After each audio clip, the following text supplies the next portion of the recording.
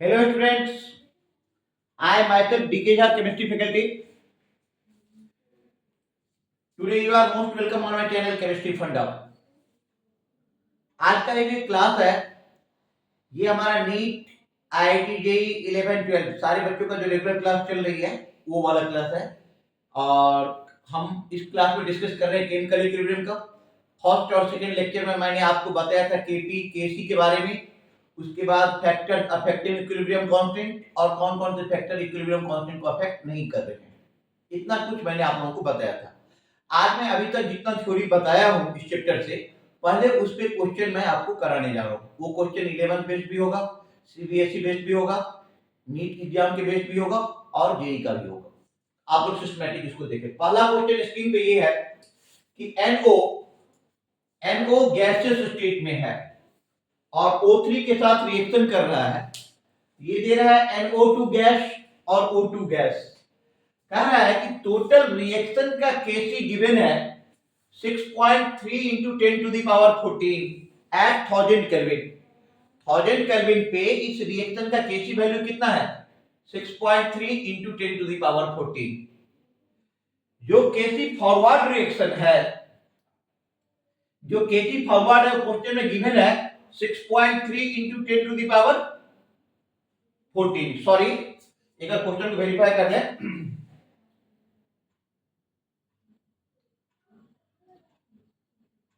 हाँ, ये जो केसी वैल्यू है, ये केसी फॉरवर्ड है 6.3 into 10 to the power 14। तो what is the value of KC reverse? बहुत सिंपल क्वेश्चन है, सिंपल क्वेश्चन से ही मैंने स्टार्ट किया हूं। तो KC reverse will be equal to 1 upon kc forward, 1 upon kc forward, it will be equal to 1 by 6.3 into 10 to the power 14। 1 by 6.3 into 10 to the power 14। अब इसको आप कैलकुलेट करो, कैलकुलेट करके कितना आ रहा है? ये आ रहा है 1.59 into 10 to the power minus 15। 1.59 into 10 to the power minus 15। Note करिए इसे आप।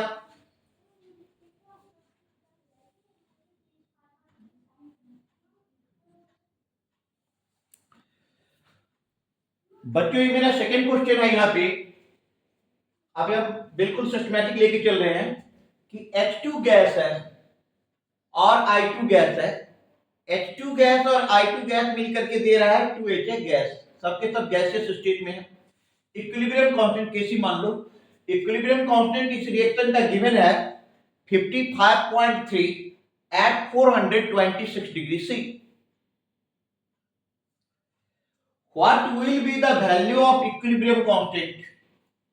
कह रहा है इक्विलिब्रियम कांस्टेंट का वैल्यू क्या होगा if the reaction is reverse. तो बेटा, जब रिएक्शन रिवर्स कर दोगे, ए पार्ट 2H है से H2 अब प्लस I2, ये गैस है, ये गैस है, ये गैस है। अच्छा, लास्ट लेक्चर में मैंने आप लोगों को बताया था रिलेशन बिटवीन इक्विलिब्रियम कांस्टेंट। मान लो इसका कांस्टेंट K' है, ये K' कितना हो जाएगा? 1 by Kc। क्योंकि इस इक्वेशन में आप देखो, यहां पर Kc के लिए एक्सप्रेशन क्या आ जाएगा? Kc के लिए एक्सप्रेशन आ जाएगा कंसंट्रेशन ऑफ HI का square upon concentration of H2 into concentration of I2। अच्छा, यदि आप एक मिनट इसको ऐसे नहीं भी लेते हो तो आप क्या लिखोगे? K' equal to concentration of H2 into concentration of I2 divided by concentration of HI का स्क्वायर K'। अब गौर करके देखो कि ये 1 by Kc के बराबर है। बिल्कुल है। इसका मतलब हो गया कि K' इक्वल टू हो जाएगा 1 by 55.3। इसको आप कैलकुलेट कर लो। K' हो जाएगा 1 by 55.3। ठीक है, 1/55.3। बी पार्ट इस रिएक्शन का कह रहा है if the given reaction is represented as, अच्छा पहले आप लोग नोट कर लो, मैं बोर्ड साफ करूंगा। ठीक है, ये नोट हो गया है, क्लियर, ओके।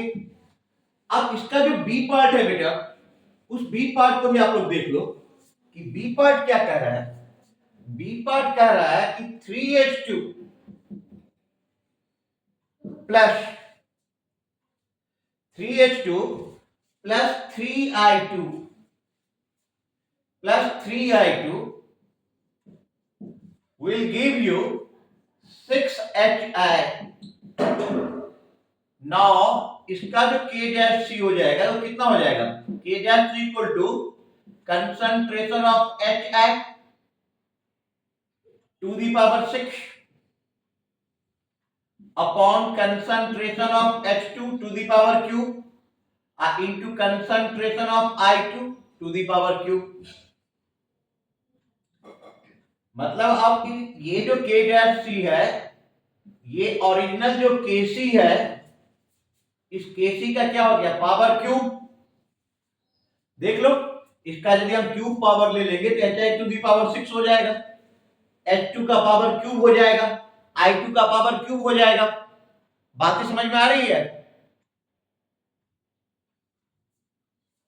ठीक है, तो K dash equal to KC to the power Q, that means it K dash equal to 55.3 to the power Q। ये हो गया बी पार्ट का आंसर, नोट कर ले इसे।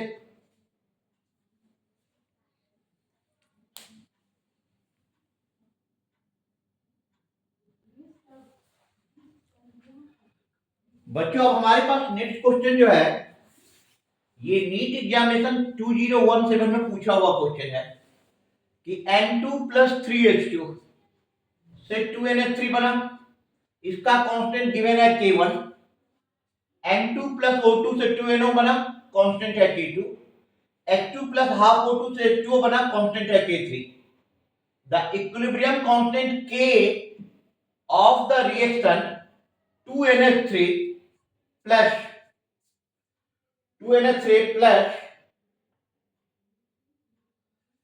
ये है आपके पास 5/2O2, sorry 2NH3 plus 5/2O2 equal to 2NO plus 3H2O।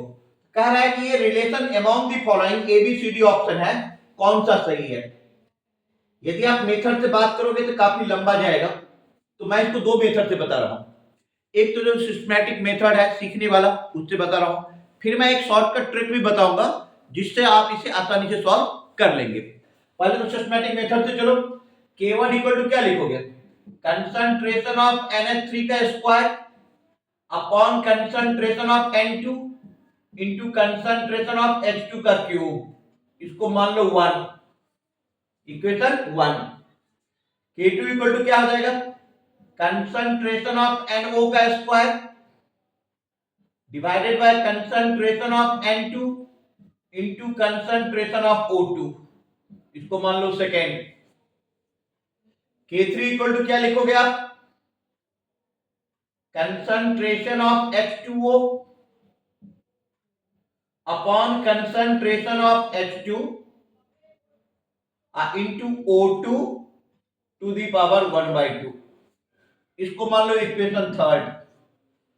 तो तीन इक्वेशन मैंने यहां पे बना दिया, फर्स्ट, सेकेंड, थर्ड। अब इस तीनों के हिसाब से, ठीक है, हमने K1 K2 K3 लिख दिया। थोड़ा कलर बदलने का प्रयास कर रहे हैं। हमने K1 K2 और K3 यहां पे ले लिया। अब बेटा दिमाग लगाकर कुछ ऐसा सेटिंग करना है कि K1 K2 और K3 का रिलेशन कुछ इस टाइप से बैठ जाए, ये तीनों इक्वेशन, कि ये इक्वेशन बन जाए 2NH3। ये जो इक्वेशन हमारे पास 2NH3 प्लस 5/2O2 से 2NO प्लस 3H2O, यही सेटिंग आपको देखना है कि कैसे करोगे।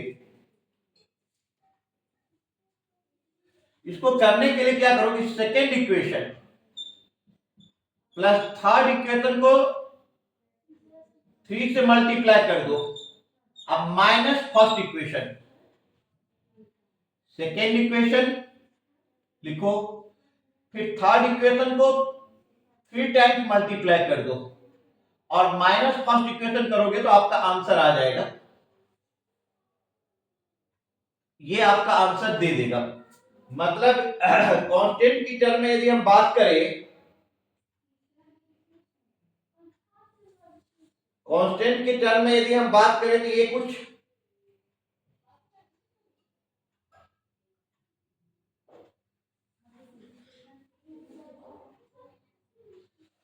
यदि हम इसको कांस्टेंट की टर्म में बात करें तो k इक्वल टू हो जाएगा सेकेंड इक्वेशन का k2 into third equation k3 का क्यूब, अब -1 तो डिवाइडेड बाय k1। ये आ गया आंसर, ये हो गया आंसर k2 इंटू k3 का क्यूब बाय k1। लेकिन ये काफी, यदि वैसे प्रोसेस से करोगे तो और भी लंबा जाएगा। मैं एक ट्रिक बता रहा हूं, यहां पे ट्रिक क्या बता रहा हूं, गौर करके देखो ट्रिक यहां पे कैसे काम करेगा। तो जरा सोचो, मैं ट्रिक बता रहा हूं।